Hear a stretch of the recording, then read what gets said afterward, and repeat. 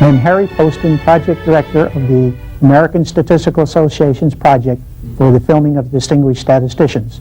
And I'm pleased to welcome you to the 12th Pfizer Colloquium of the Department of Statistics at the University of Connecticut. For the past 16 years, Pfizer Central Research has provided support for this program, and this has allowed us to bring to our university the most distinguished scientists in the field of statistics. It has also enabled us to videotape most of these colloquia for the archives of the American Statistical Association. We are extremely grateful to Pfizer Central Research for this continuing support. Because of the importance of this talk today, we are again videotaping it for ASA's archives, and I will call upon our colleague from Harvard University, Dr. Donald Rubin, to introduce our distinguished speaker. Thank you. It is a great honor to introduce David Cox, an amazingly prolific and insightful scientist and statistician. Dr. Poston, in his invitation to me for this introduction, reminded me that my duty here is to introduce Professor Cox, not so much to statisticians of today, all of whom are well aware of his influential work, but rather to those of the future. After quite brief thought, I've come to the conclusion that David Cox's reputation will no doubt be thriving long after this videotape has deteriorated. This, in one sense, makes my job especially simple, because so little needs to be said. But on the other hand, saying just a few things is very difficult when there is so much from which to choose.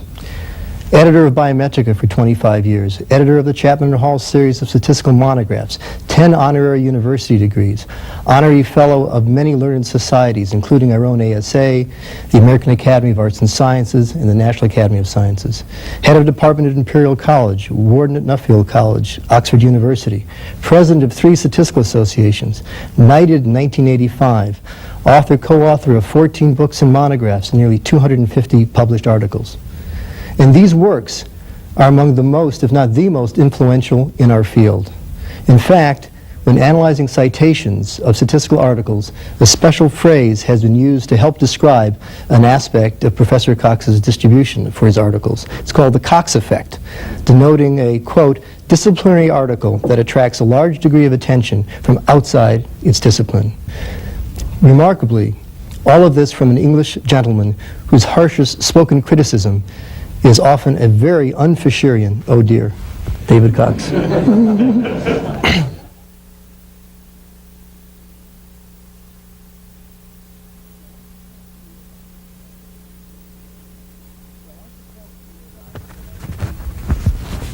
Well, I want to talk to you about the nature of statistical inference.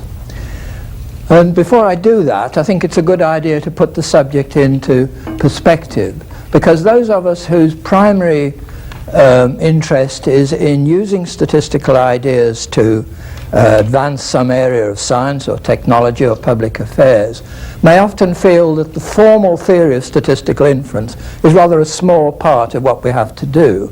We're much more concerned with what are the data we're looking at, what do they really mean, what's the scientific issue involved, how can we match the scientific issue and the statistical analysis, how can we reach insightful conclusions that are meaningful substantively. And these are essentially problems of formulation more than problems of technical analysis or the theory of inference. But all the same, I think we need a theory of inference for, well, at least 3 reasons. One's the obvious one: we're all teachers, even if we're only trying to teach ourselves. We're teachers, and unless the subject has some structure to it, it just becomes a collection of tricks. However clever the tricks may be, there's no intellectual cohesion without some sort of systematic theory. The second point is, perhaps even more important, the general drift in statistics, I think, at the moment is to be ever more specific about applications in particular fields, to try and look at a problem in physics or biology or medicine or whatever it may be and formulate a model and analysis that really incorporate the science of that field and address the genuine issues. And this will often involve setting up new models, and we need therefore a basis for analyzing these models in a not in a mechanical way, but in a way that we can rely on some general procedures that will be widely applicable, we can count upon to give reasonably sensible results. Now, the third reason is perhaps not so clear, and that is one should look to general theory for guidance about the strategy of doing statistical work, how to set about these problems of analysis of scientific, technological, or public affairs data.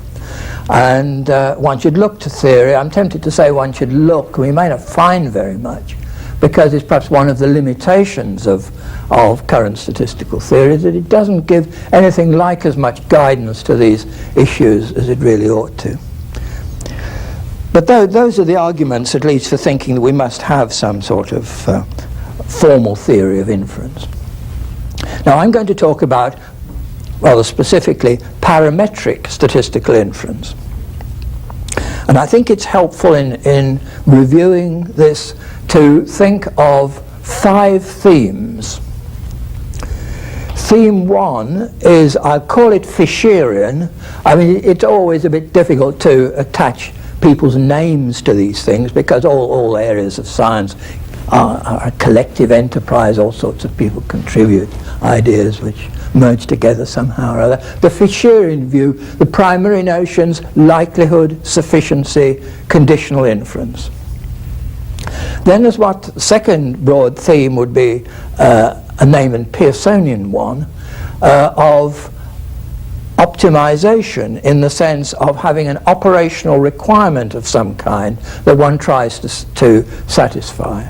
Minimum variance unbiased estimates, significance tests of that are uniformly most powerful, and so on. Whole chain of things like that, in which one says we're looking at procedures that satisfy a certain condition, and then let's try and optimize something. So one's formulating the question of developing statistical methods as a question of constrained optimization.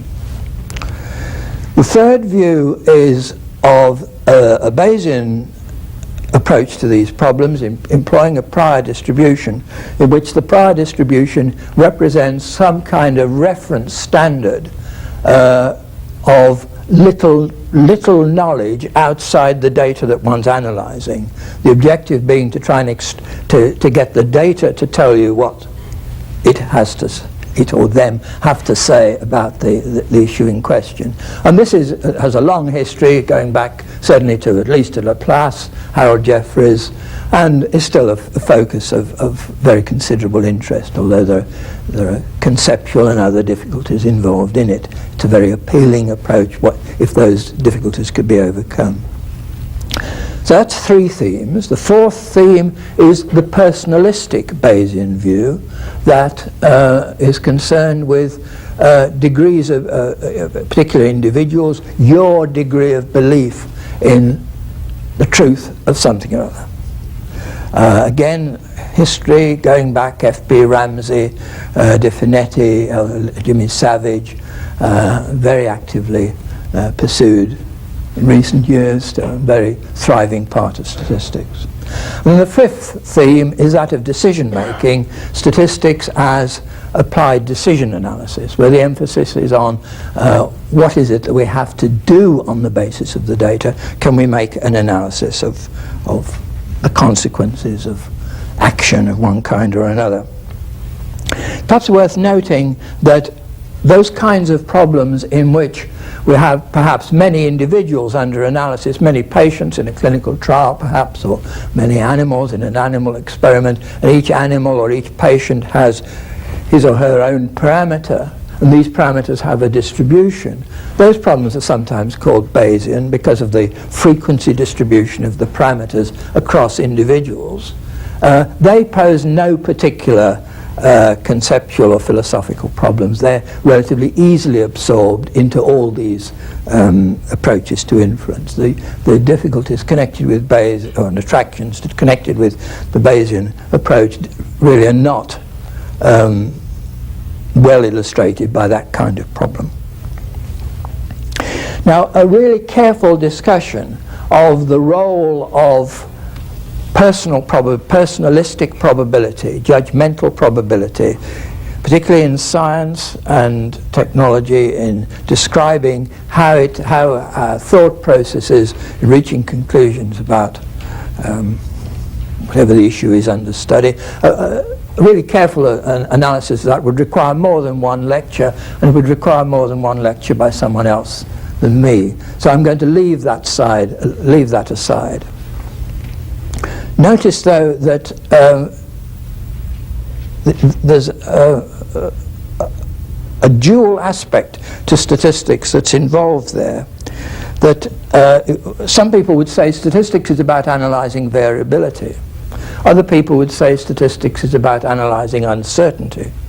And variability is something in the real world. We're describing a phenomenon in the real world, analyzing a physical or biological or sociological phenomenon.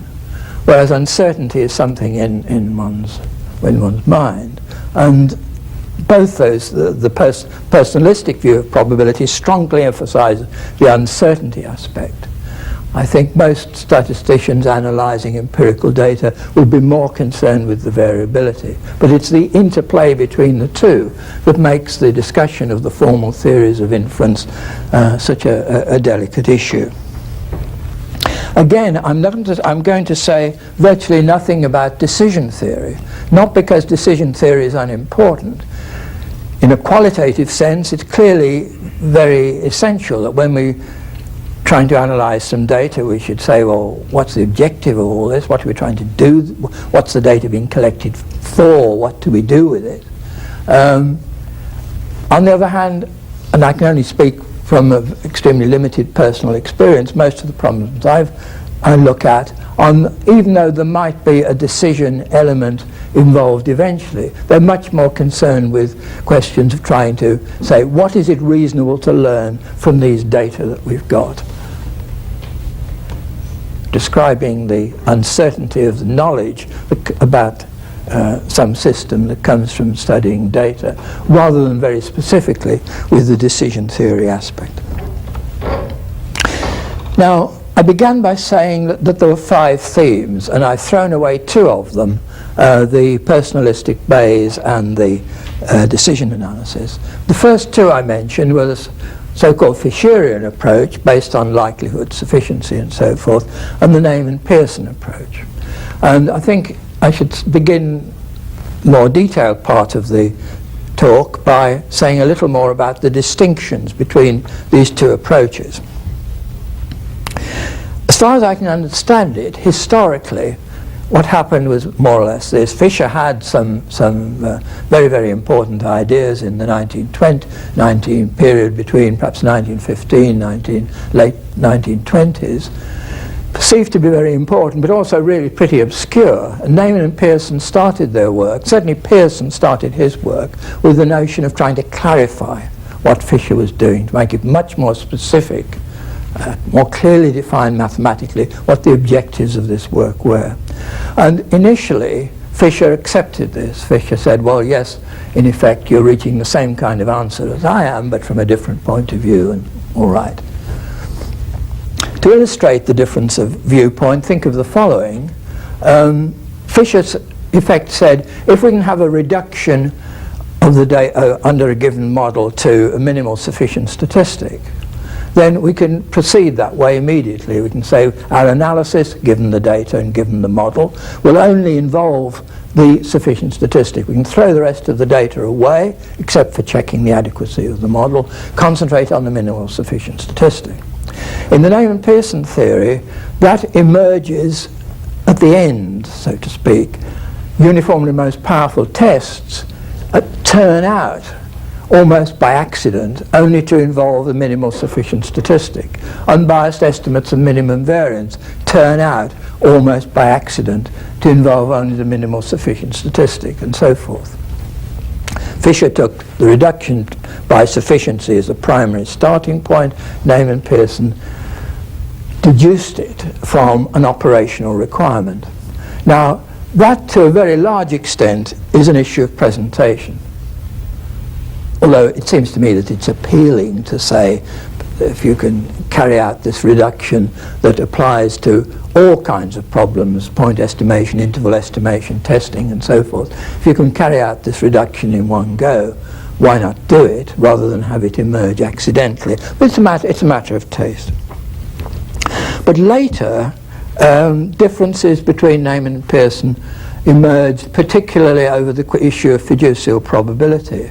And these differences undoubtedly were accentuated by violent personality clashes between Neyman and Fisher. Not so much Pearson, but Neyman and Fisher. And that's unfortunate for our subject. I think it's not helped understanding what's going on, that these issues have been so coloured in that way. But I think there's a more important distinction than the issue of confidence intervals versus fiducial intervals. And it's this. Think of a simple significance test. Significant at the 5% level. What does that mean?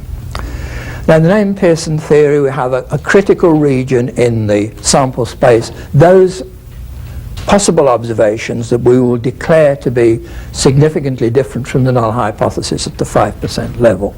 And this region has the property that the probability under the null hypothesis is 5%, say, or whatever probability level you choose to have. So if you were to reject the null hypothesis every time the sample fell in the critical region, then 5% of the time in the long run you would reject a null hypothesis when it was true.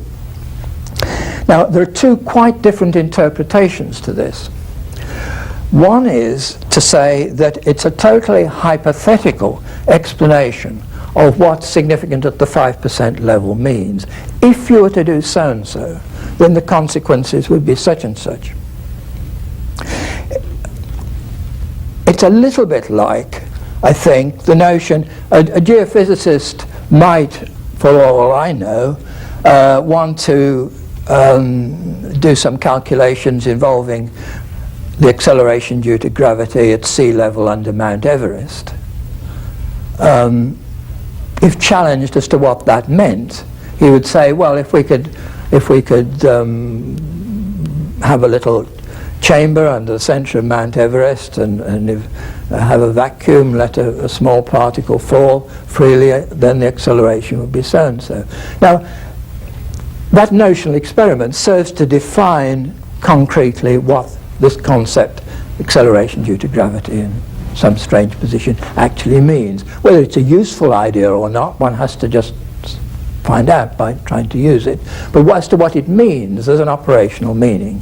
It's not an experiment anybody could conceivably do, or even if they could do it, that they particularly want to do it. But it just serves to define what a particular expression means. So one could say that rejecting the null hypothesis in the way that I've just described is a hypothetical explanation of what the expression significant at the 5% level means. If we did so and so, then the consequences would be such and such. Now, the second interpretation of the expression is that it's an instruction on how to do science.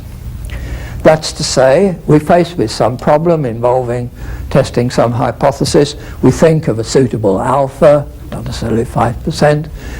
We form a critical region, and if our sample falls just inside the critical region, we reject the null hypothesis. If it falls just outside the critical region, we accept the null hypothesis. One has to explain what reject and accept mean, but at least that's the procedure. So the accept-reject rule is not just a hypothetical explanation of what the expression means. It's an instruction on how to use the method. Neyman wrote in his general writings as if he believed the second thing, although if you look at his applied work, it's much less clear. But it does seem to me that on the whole, for a great majority of applications that are not strongly decision-oriented, The second thing is totally unsatisfactory. That is not how one analyzes data. One needs the notion of using an achieved level of significance as a measure of uncertainty, and you're not tied to a particular level. You might say this is very nearly significant at the 2% level, or this is only just approaching the 10% level, or what have you. And the formal definitions tell you what that means hypothetically.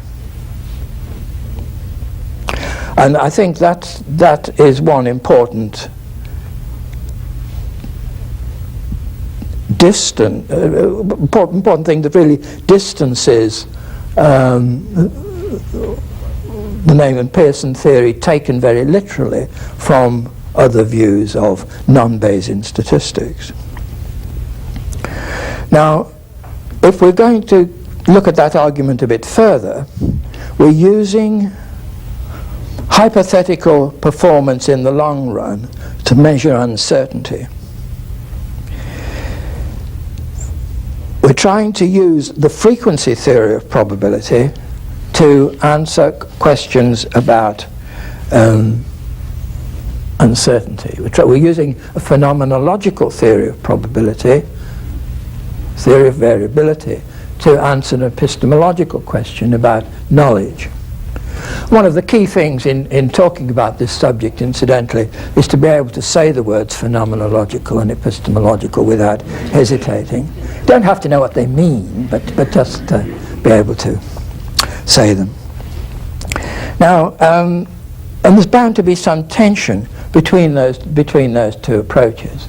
And the tension comes in this respect, I think, that we're talking about repetition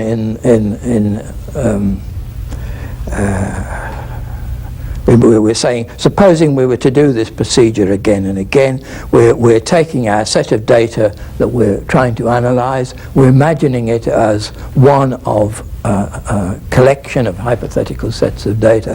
What should that reference set be of over which we calculate our frequency probabilities?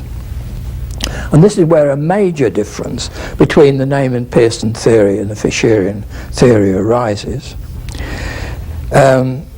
Namely that in the Fisherian viewpoint, it's important to condition the reference set of calculations over which you evaluate the expression significant at the 5% level, so that you make your calculations only with respect to samples that are in some sense like the one that you looked at. That even if you had an experimental situation where if you repeated the experiment you might get something, you might sometimes get quite different configurations of data, much more informative or much less informative than the one that you've actually got. Your hypothetical long run of repetitions should be repetitions as alike the set of data that you're analyzing as you can make them. And this is, I think, in many ways the deepest issue that divides the Fisherian from the Neyman Pearson viewpoint. This idea does not appear in Neyman Pearson theory. Conditioning is used, it's used in a technical sense to produce regions of Neyman structure, exact similar regions. It's used in the so-called process of Rao-Bracqualization of point estimates. But that's a more technical usage. The notion that the whole probability space over which you calculate may have to be not the one that's specified by the initial model, but something more restricted than that, in order to ensure that your probability calculations are relevant to what Fisher often called the unique set of data under analysis. Strange expression in many ways.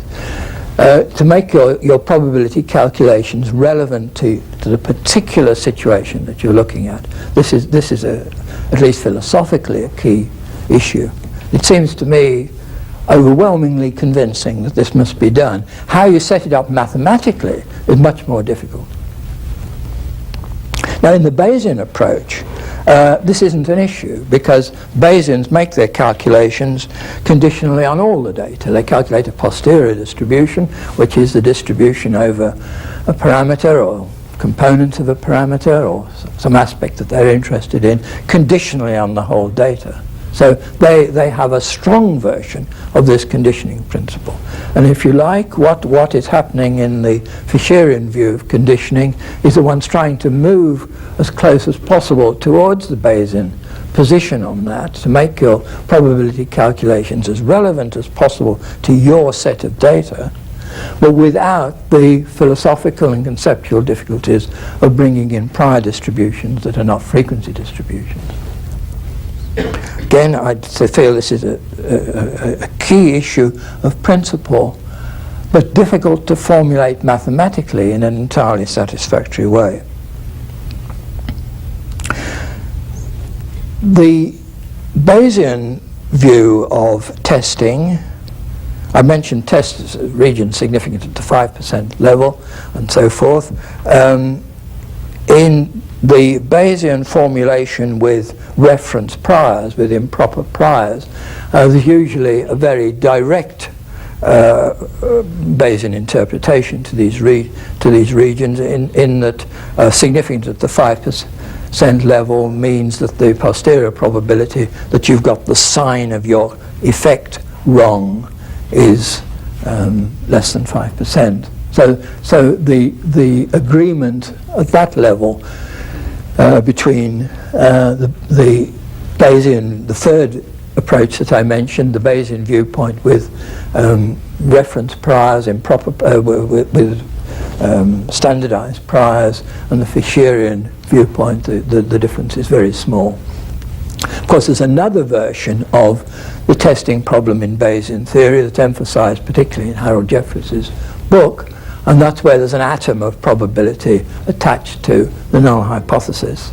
And there the situation is a bit different, although I think some of the recent discussions of that issue have exaggerated the differences between the conventional or frequency viewpoint and the Bayesian one. Well, how should one set about following out what I'm calling here the Fisherian Program, which consists of, in principle, trying to reduce the dimensionality of the problem by an appeal to sufficiency. Remember, my first comment on the Fisherian approach was to say that it regarded minimal sufficient statistic as by definition or by principle or by intuitive appeal as the aspect of the data that it was important to use. So you can start out by using this notion of sufficiency, and then it's got to be combined somehow or other with this notion of possible conditioning. And the argument briefly would go like this, that you take your data, you write down the likelihood function, you hope that you can find a minimal sufficient statistic of the same dimension as the dimension of the unknown parameter, which can only be done in rather restricted cases, but you hope that you can do that.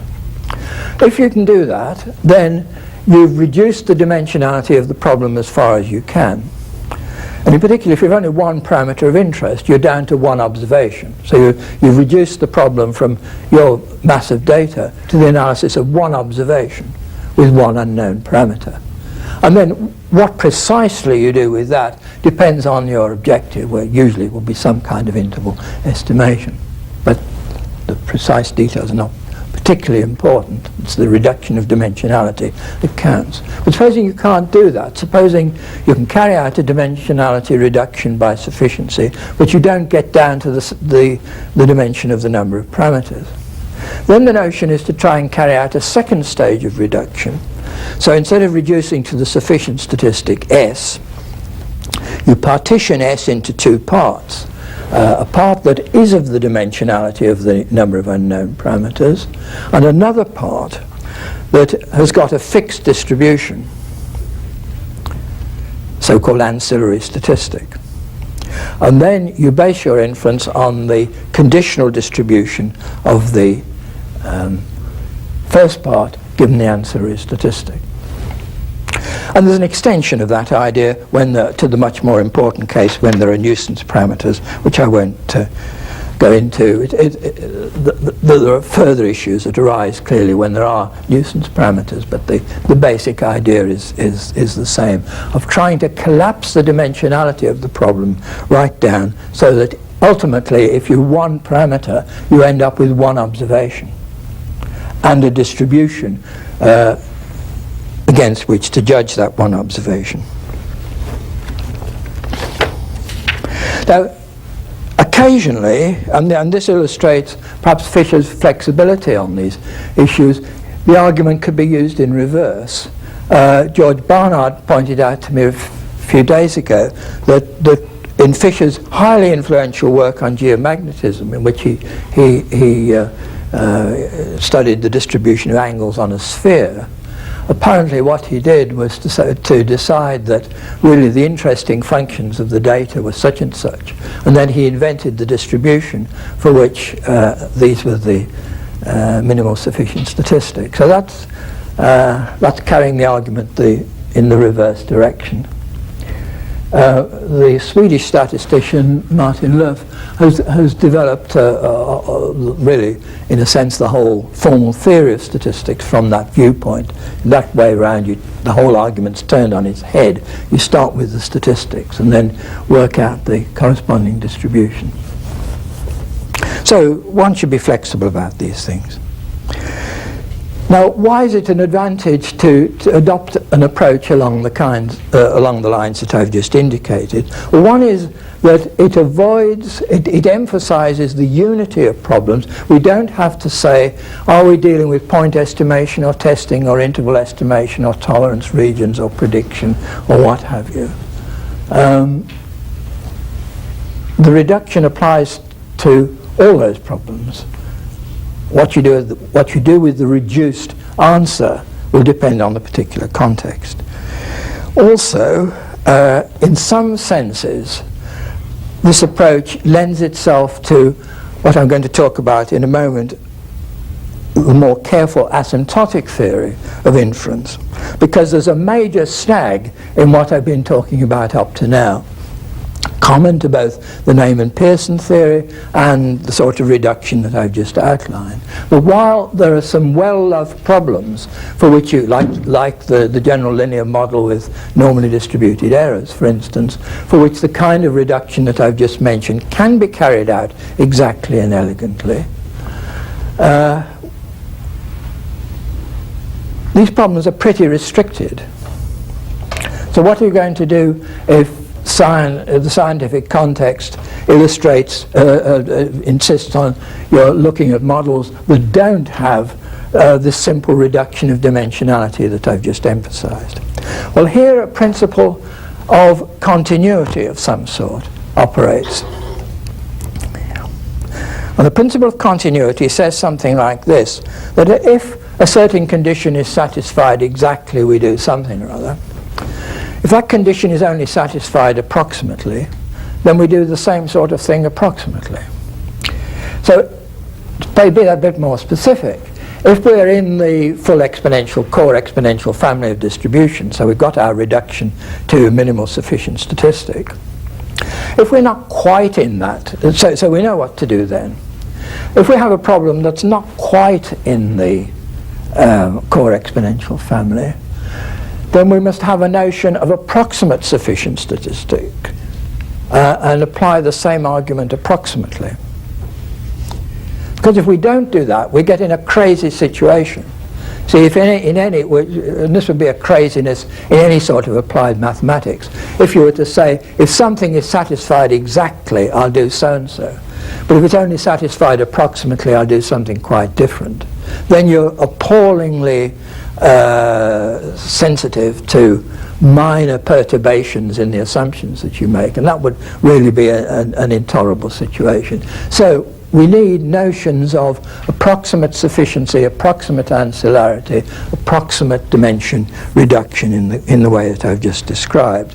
And these approximate arguments are almost always based on some kind of asymptotic theory. That's to say that one imagines if one got a rather large, in some sense, not necessarily a large amount of data, but a large amount of information. And that enables certain mathematical operations of local linearization and so forth to be carried out. And the standard first-order asymptotic theory tells us that posterior distributions of parameters are approximately normal. Confidence intervals can be obtained from maximum likelihood estimates plus or minus standard errors from an information matrix, or likelihood ratio tests can be done via chi-squared distribution, and so on. So that's what I'd call the first-order asymptotic theory, and that's what you find. Very parallel results both from the Bayesian and the non-Bayesian point of view, which are the basis for a very large fraction of applied statistical work, I would say. Higher order asymptotic theory aims to take the next step beyond that, and it's important to see this work as having three quite different objectives. The first objective is to try and improve distributional approximations. Instead of saying the posterior distribution of this parameter is normal, we try and do a little bit better than that. Or maybe show that it is indeed normal to a very high degree of accuracy.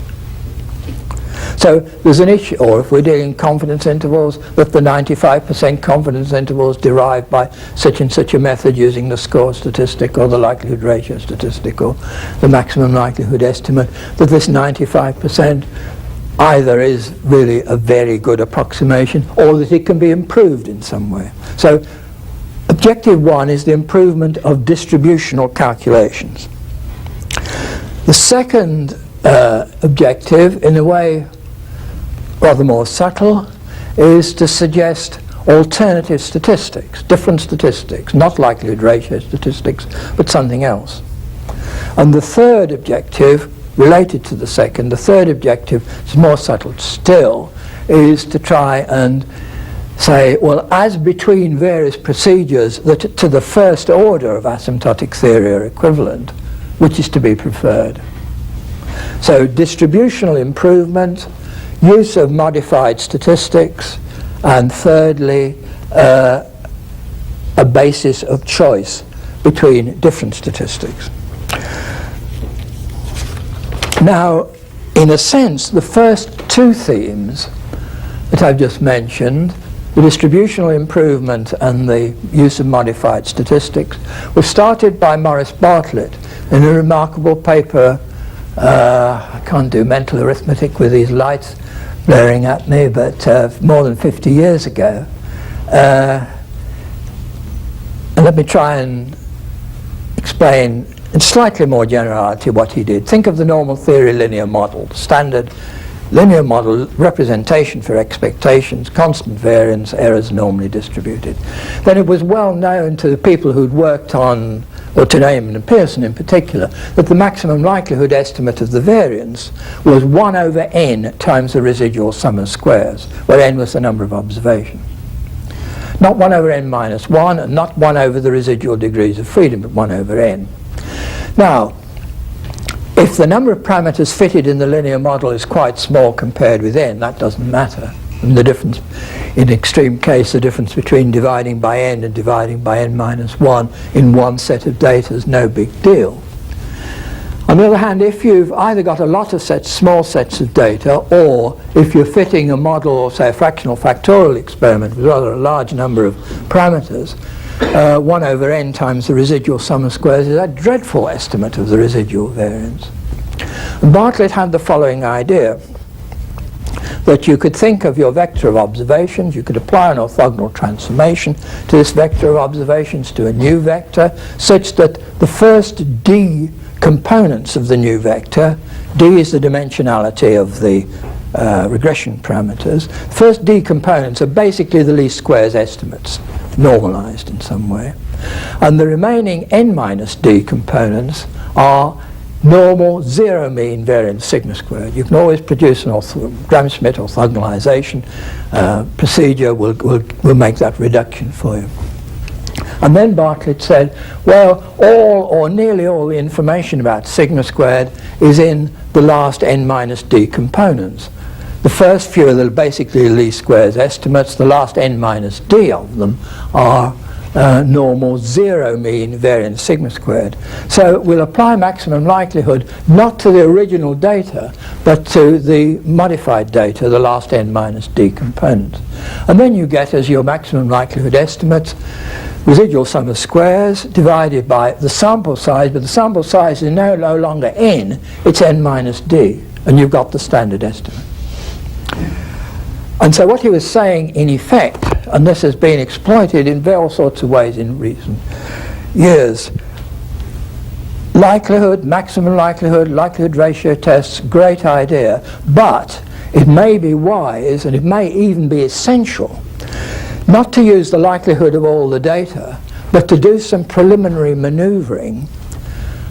And Bayesians would look at it somewhat differently from a than from a frequency point of view, but it come to much the same thing. Don't use the likelihood of all the data, but extract the part that really contains the information about the parameter you're interested in. Apply likelihood ideas to that. Now that was Bartlett's first idea, and I said that's been substantially developed in recent years. Now his second idea was this. He looked at the likelihood ratio statistic, standard likelihood ratio statistic. Asymptotic theory, first order asymptotic theory, says this has chi-squared distribution with d degrees of freedom for some d. And he worked out the expected value of the statistic, and he found that it was typically d multiplied by a factor that was fairly close to 1. Then he said, well, supposing we modify the statistic by taking out that factor, and so making the expected value of the modified likelihood ratio statistic much more nearly d than it was to begin with. So he's fixed up now d is the exact mean of the chi-squared distribution with d degrees of freedom. So he's fixed up the statistic so that the mean of its distribution is in better agreement with the chi-squared distribution than it was to begin with. Now that on its own is not necessarily a particularly good thing to do, because one's not interested in the mean of the distribution, one's interested in the upper tail area. But he showed that that single correction, remarkably, on two special problems that he looked at, it improved the variance in exactly the same way and the third cumulant.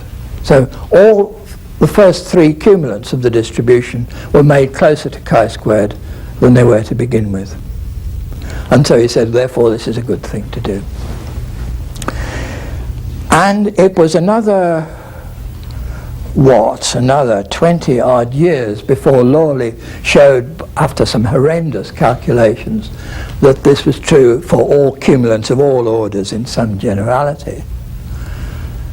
And another 20-odd years or so before Barnolf-Nielsen and I produced a reasonably simple proof. But our reasonably simple proof is a bit of a fraud in some way, because we started from a non-obvious starting point.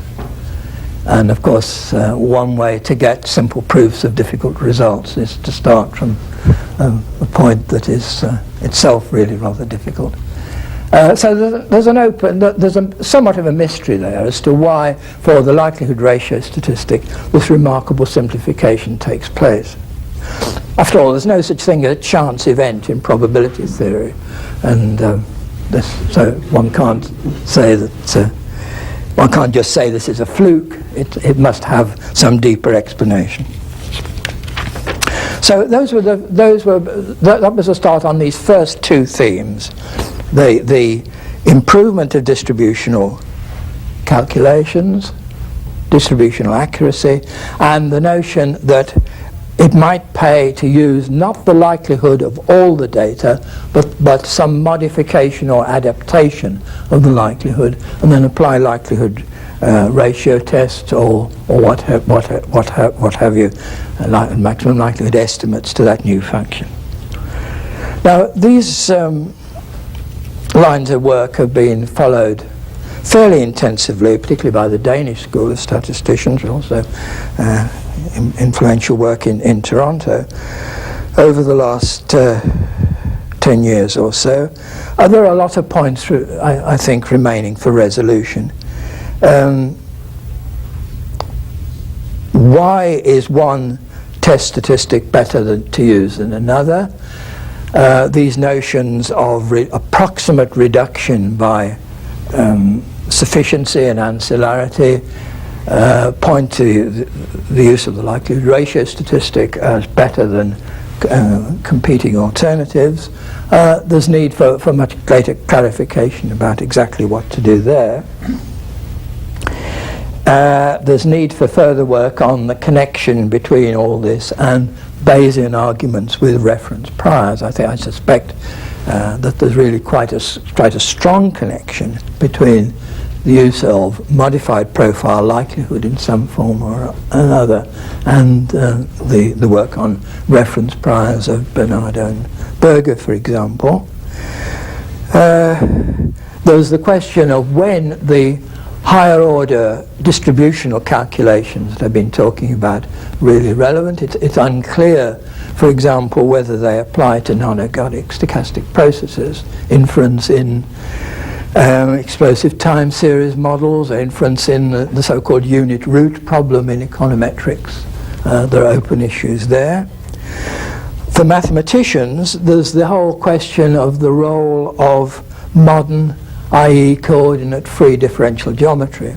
I think it's fairly clear that the way to handle a lot of the mathematical calculations that are involved in this is via the use of tensor methods, which Professor McCullough's book did so much to make clear. But the coordinate-free differential geometry is what I'm contrasting what I think of that style of differential geometry from classical Riemannian geometry. The role there is much less clear, and it's probably somewhat akin to the role in the study of the linear model.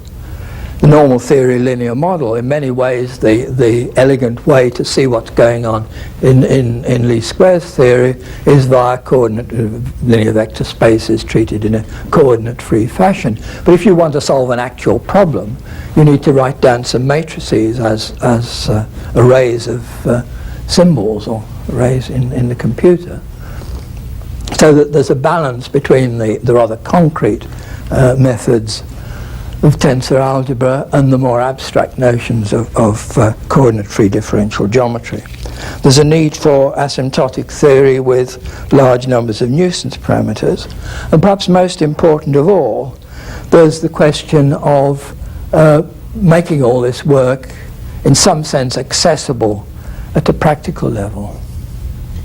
This, no doubt, will involve computerized algebra in some form or another. At the moment, most of the results are in a form where, if you try and apply them to a problem of realistic complexity, while in principle it can certainly be done, it's a considerable pain to do it. And this aspect, of course, obviously has to be made very much easier before these methods become widely available. Now, of course, in this lecture, a lot of things I haven't talked about. I've talked about parametric problems. I've not talked about, in a way, about non-parametric problems. I've not talked explicitly about checking the adequacy of models, important though that is. I mean, to some extent, that can be handled within the framework of the ideas that I've been talking about. I mean, roughly speaking, the reduction by sufficiency, the reduction to the sufficient statistic tells us what to do if the model is true. The conditional distribution of the data given the sufficient statistic is the basis for testing the adequacy of the model. And really all standard methods of testing the adequacy of the models hinge on that fact, not necessarily explicitly, but at least implicitly. I'd like you to think, though, that the general message to take from this lecture, if you have one, is this, that the differences between the Fisherian, the Neyman Pearson, and the Bayesian approach to these problems of inference in parametric models, Bayesian approach with reference priors, the differences are not that great. All three approaches have ideas to offer, answers that appear sensible from one point of view and crazy from another point of view are probably suspect, and that one should be taking a somewhat eclectic attitude to these problems. I think that message of unity, however much we may enjoy or not arguing about the basis of our subject, it's much more important to appreciate the unity of what's involved than exaggerate the differences. Mathematicians are very fond of the word elegant, and I think, my history may be wrong, I think it was Boltzmann who said scornfully elegance was something for tailors to worry about. And I think that that's probably fairly misleading, that elegance in mathematical subjects is a good thing, both intrinsically, but also elegance is highly correlated with clarity and applicability. Now, the primary driving force for our subject has to be trying to address serious problems in science, technology, and public affairs. The challenge to us is to produce elegant mathematical theories, but above all, to address those real and important problems. Thank you very much.